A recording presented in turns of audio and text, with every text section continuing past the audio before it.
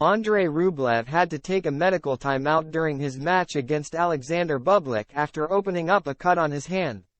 Andrei Rublev had to suspend play on center court in his Wimbledon fourth-round match against Alexander Bublik after cutting open his finger in a painful-looking cut midway through the first set. The men's draw is starting to heat up now, with seeded players beginning to meet each other. Bublik and Rublev have been two of the most informed players on grass this season, as the pair reached the Halle Open final last month, with the former coming out on top. And the two rivals have been in good form so far in this year's Wimbledon to set up an eye-catching match in the fourth round.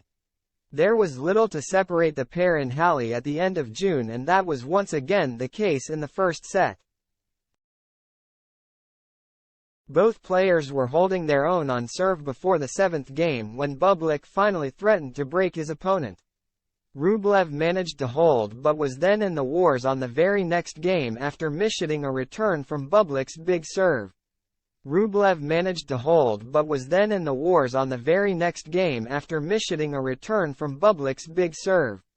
The Russian tennis star immediately flinched and threw his right hand away in pain with an anguished look across his face.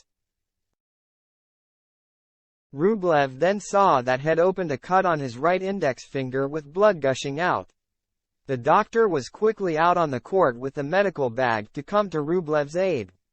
The cut was quickly treated while the umpire announced that Rublev was taking a medical timeout. Rublev ended up putting the plaster on himself to try and speed up the process.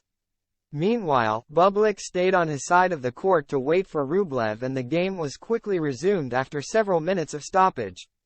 The Kazakh tennis star managed to brush off the stoppage as he held serve, but Rublev was also soon back to his best and eventually took the first set.